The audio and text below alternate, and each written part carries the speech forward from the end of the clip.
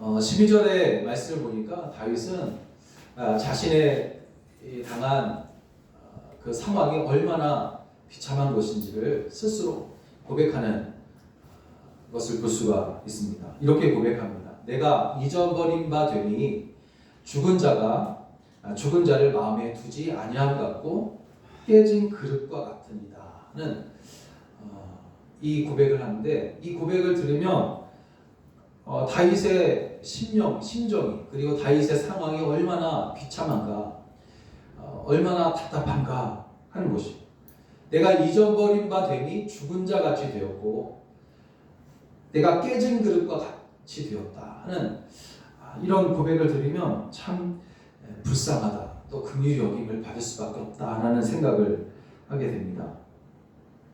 그리고 이렇게 된 것은 지금 다윗이 어떠한 일 때문에 사람들로부터 굉장한 어떤 비난을 받고 있다라는 것을 또 알 수가 있는 겁니다. 11절을 안 읽었는데 11절을 보면 다윗은 이웃과 친구들로부터 버림을 받습니다. 또 이웃과 친구들이 그를 외면하고 있는데 그 이유는 다윗이 당하고 있는 그 고난, 그것이 그의 죄 때문이다 라고 사람들이 그렇게 보면서 비판하고 비난하고 있기 때문이었어요. 이것을 볼 때에 압살롬의 계략으로 인해서 사람들에게 크게 오해를 받고 도망 다니는 처지가 되었던 그때에 있었던 일인 것 같습니다. 여하튼 그는 그로 인해서 사람들에게 잊혀져 가지고 죽은 자 같이 되었고 또 깨진 그릇과 같이 되었습니다. 아무도 그를 상대하지 않았고 그를 귀하게 여기지도 않은 거예요. 잊어버린 바 된 거죠. 그가 고백한 대로. 그런데 모든 것이 끝난 것만 같았던 그때에 놀랍게도 모든 것이 회복되는 역사가 갑자기 일어나게 되는데, 그는 마치 한껏 움츠렸다가 하늘 높이 막 한꺼번에 순식간에 올라가는 것과 같은 그런 경험을 그가 하게 됩니다. 14절을 보니까 여호와여 그러하여도 나는 주께 의지하고 말하기를 주는 내 하나님이시라 하였나이다 하는 이런 고백을 한단 말이에요. 그는 깊은 절망 가운데 있었지만 그곳에서 그러하여도 주는 나의 하나님이십니다, 그러할지라도 주는 내 하나님입니다 라고 고백하게 되고, 그 고백이 그로 하여금 온전한 회복을 이루게 되는 것을 볼 수가 있는 거예요.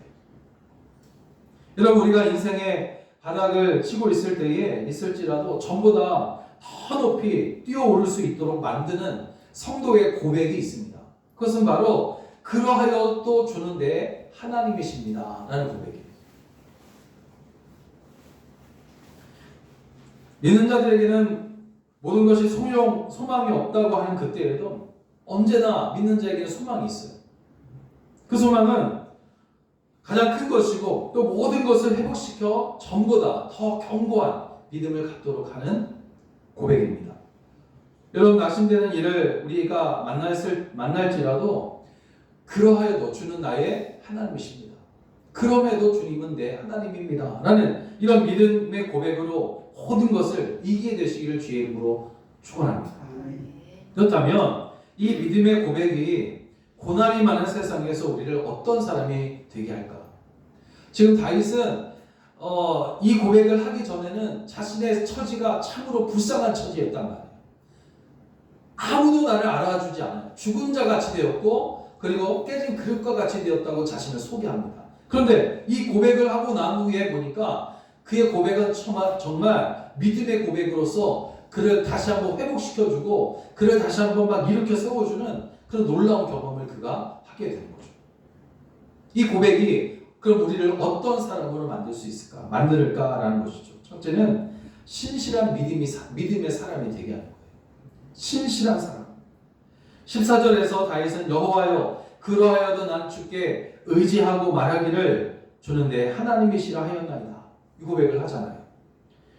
다윗은 그야말로 큰 고통을 당합니다. 11절부터 13절을 보니까 대적과 이웃이 그에게 심한 욕을 해요. 외면합니다. 죽이려고 꾀합니다. 그러나 그는 그러하여도 라고 하면서 분위기를 완전히 반전시키고 있어요. 만일 우리가 이러한 상황에 있다면 과연 다윗처럼 여호와여 그러하여도 주는 나는 주를 의지하겠습니다. 주는 나의 하나님입니다. 라고 말할 수 있을까? 사실 이건 정말 쉽지 않은 것입니다. 보통의 사람들은 잘못이 있어도, 내가 잘못이 있어도 자기에게 주어지는 징계가 그 잘못보다 크다고 생각되면 징계를 내리신 하나님을 원망하는 거예요. 내가 잘못했구나, 내가 내 잘못이구나, 이렇게 말하기보다는 그 징계가 너무 크기 때문에 어떻게 이렇게 나에게 이런 큰 징계를 내리십니까? 하면서 원망을 한단 말이죠. 심지어 하나님이 자신을 미워한다라는 생각에 낙심돼가지고 더 이상 하나님을 의지하려 하지 않는다는 것입니다. 그렇게 결국 믿음을 저버린 이들을 보았습니다. 그런데 다윗은 어떻습니까? 하나님의 징계 때문에 원망하지 않아요. 하나님이 징계를 내리시는 거예요. 그에게. 그 징계는 그가 지은 죄보다 압살롬에 쫓겨 오해를 받고 모함을 받아서 쫓겨다닌 거기 때문에 죄라고 말할 수는 없어요. 그러나 그로 인해서 그가 정말 내가 죽은 자와 같이 되고 깨진 그릇과 같이 되었다고 하면서 막 고통 속에 부르짖어요. 징계가 너무 큰 거예요. 그런데 그럼에도 불구하고 원망하지 않습니다. 오히려 그는 고난의 원인이 주여 나의 죄 때문입니다. 내가 부족해서 이런 일이 벌어진 겁니다. 하면서 말하고 있어요. 그러면서 비록 죽은 자와 같고 깨진 그릇과 같이 되었지만 그래도 내가 하나님을 의지하겠습니다. 그러하여도 주님은 나의 하나님이십니다. 하면서 고백을 한다는 거죠. 이것은 곧 그가 결코 변화하지 않는 신실한 신앙을 가진 사람이었다라는 것을 가리킵니다. 그야말로 모든 것이 잘 되고 형통할 때만 하나님을 찬양하고 하나님을 높여드리고 영광 올려드리고 하는 것이 아니라 그렇지 않을 때에도 하나님을 신뢰함으로 반드시 모든 것을 하나님이 회복시키실 것이라는 그런 확실한 믿음을 가지고 주님을 찬양하고 있다는 것이죠. 여러분, 예수님을 보는 것이고 하나님을 보는 것인데 주님이 신실하시기에 하나님도 신실하다는 것을 우리가 알 수 있어요. 주님은 겟세마네 동산에서 기도하실 때 이 잔을 옮겨달라고 기도하셨잖아요. 그 잔은 인간으로서는 감당할 수 없는 고난의 잔이었기 때문에 인간이신 주님도 피하고 싶으셔요. 그렇지만 그러나 내 뜻대로 하지 마시고 아버지의 뜻대로 되기를 원하나이다 하심으로 잠시 흔들렸던 그 마음을 다시는 흔들리지 않도록 붙잡으시는 것을 볼 수가 있습니다. 여러분, 우리는 흔들리는 갈대처럼 중심을 잡지 못하고 정말 감정에 휘둘리는 그런 사람이 아니라 중심을 잡고 서 있는 사람을 우리는 좋아하고 또 우리도 그런 사람이 되기를 원하는 겁니다. 그런데 신앙에 있어서는 어떠냐 이거죠. 평안하고 형통할 때는 누구나 하나님을 의지하며 찬양할 수 있습니다. 하나님께서 내게 이러한 복을 주셨으니 참으로 감사합니다. 주여 영광 올려드립니다. 우리가 목소리를 높여서 주님을 찬양합니다. 이렇게 할 수 있단 말이에요. 그래서 그때에는 누가 진실한 사람인가? 그것을 우리가 분별할 수 없어요. 구분하기 어렵습니다. 그렇지만 환란이 닥치고 보면 출애굽한 이스라엘 백성들의 그 모습들처럼 하나님을 원망하며 심지어는 믿음의 길에서 떠나 멸망하고 마는 그런 사람들이 있단 말이에요. 여러분, 진정한 믿음, 칭찬받는 믿음은 그래서 신실합니다. 변하지 않습니다. 마태복음 8장 23절 이하의 말씀을 보니까 주님이 제자들과 배를 타고 이제 바다를 건너가고 있을 때 풍랑이 일어나가지고 배가 곧 덮여질 수밖에 없는 그런 일들이 벌어지게 되니까 제자들이 주무시는 예수님께 와서 주여 우리를 구원하소서 우리가 죽겠습니다 라고 막 말하는 거예요. 그러자 이제 잠에서 깨어나신 예수님께서 그들에게 말씀하신 거예요. 어찌하여 무서워하느냐 믿음이 작은 자들아 하시고는 바람과 바다를 꾸짖으시니 잠잠하게 되었다 라고 말합니다. 여러분, 세상 풍파를 보자마자 이것저것 따질 것 없이 그냥 흔들리는 그런 믿음이 거짓이라면 진실한 믿음, 신실한 믿음은 같은 환경, 같은 상황이지만 그러하여도 주님은 나의 하나님이십니다. 그래도 주님은 내 하나님이십니다. 라고 고백함으로 여러분 환경을 다 초월해서 하나님을 의지하고 찬양하는 믿음, 그것이 바로 신실한 믿음이라는 거죠. 이런 믿음 가지고 살아가게 되시기를 주의 이름으로 부탁을 드립니다. 두 번째로 그러하여도 주는 내 하나님이시라는 이 고백이 우리를 어떤 사람으로 만드냐면 우리의 앞날을 주의 손에 맡기는 사람이 되게 한다는 거예요. 그러하여도 주님은 내 하나님이십니다. 환난 중에 고난 중에 낙심되는 상황 속에서도 그래도 주님은 내 하나님입니다 라고 고백하는 사람, 이 사람은 결국 어떤 사람이냐면 앞날을 주님께 맡겨드리는 사람이라는 것이죠. 15절을 보니까 나의 앞날이 주의 손에 있습니다. 다윗이 고백하고 있어요. 고백을 하고 난 후에 그러하여도 주님은 나의 하나님이십니다 라는 이 고백을 하고 난 후에 다윗은 앞날이 주의 손에 있습니다. 고백하고 있는데 이 말은 결국 자신의 인생 전체가 하나님의 섭리하는 손에 의해 이끌림을 받는다는 거예요.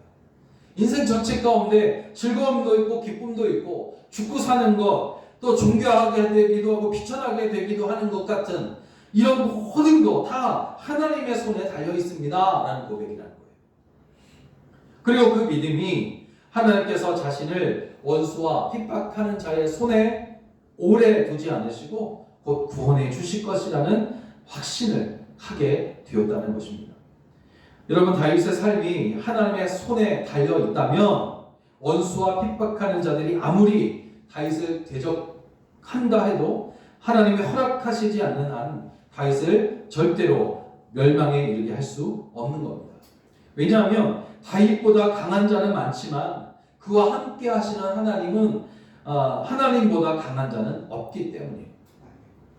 사탄이 욥을 쳐서 동방의 의인이라고 말하던 욥을 쳐서 극심한 고난 가운데 빠지게 하지 않습니까? 그렇지만 그의 생명만큼은 빼앗을 수 없었어요. 하나님이 그렇게 직접 말씀하셨어요. 생명은 빼앗지 말아라. 그 이유는 하나님이 사탄에게 욥의 생명을 해하지 못하게 하셨기 때문이라는 거죠. 하나님이 금지하시면 사탄이라도 아무것도 행할 수가 없는 겁니다. 마찬가지로 다윗이 원수와 핍박하는 자들로부터 고난을 당하는 것도 하나님이 그들에게 그것을 허용했기 때문이라는 거죠. 그러나 하나님은 원수의 손을 빌어 자기 백성을 징계하실 때에도 그들의 손에 완전히 넘기시지는 않으십니다. 왜냐하면 하나님은 사랑하시는 자를 끝까지 보호하시고 결국에는 구원해 주실 것이기 때문입니다. 하나님은 여러분 자기 백성을 원수의 손에 붙이십니다.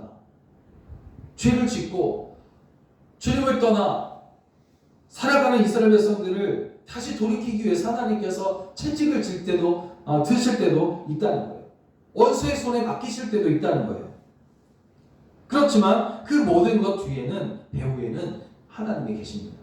그러므로 성도는 하나님의 징계나 그 어떤 이유로 큰 위기에 빠질지라도 내 앞날이 주의 손에 있습니다 하는 이 믿음만 있다면 결코 우리는 낙심하거나 절망할 이유가 없다는 것이죠. 여러분, 우리는 세상을 살아가면서 좋은 일도 있지만 사실 그렇지 않은 날도 분명히 있단 말이에요. 때로는 여러분 전혀 소망이 없는 것처럼 보이는 곳에 빠질 수도 있어요. 그러나 그것이 끝이 아니지 않습니까?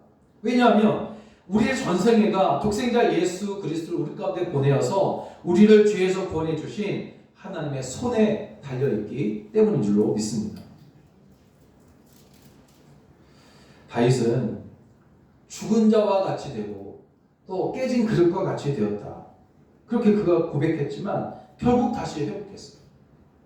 사울에게 또는 압살롬에게 그가 쫓겨다니지 않습니까? 억울한 일을 당한 거예요. 다윗이 죄를 지었기 때문에 쫓겨다닌 게 아니거든요.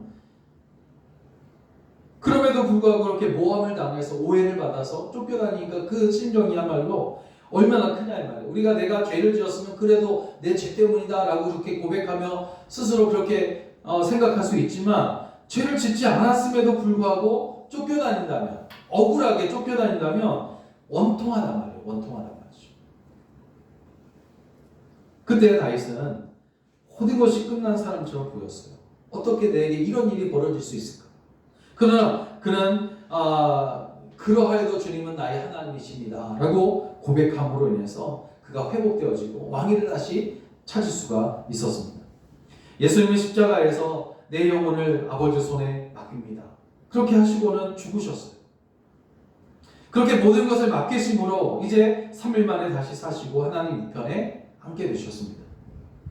그러하여도 주님은 나의 하나님이시다 라는 이런 신앙 고백이 내 앞날이 주의 손에 있다라는 믿음으로 가게 합니다. 다윗에게 이런 믿음이 없었다면 결코 회복되지 못했을 것이에요.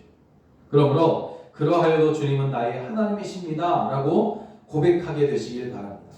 이 고백이 우리의 인생 전체를 예수 그리스도 안에 있게 하기 때문인 줄로 믿습니다.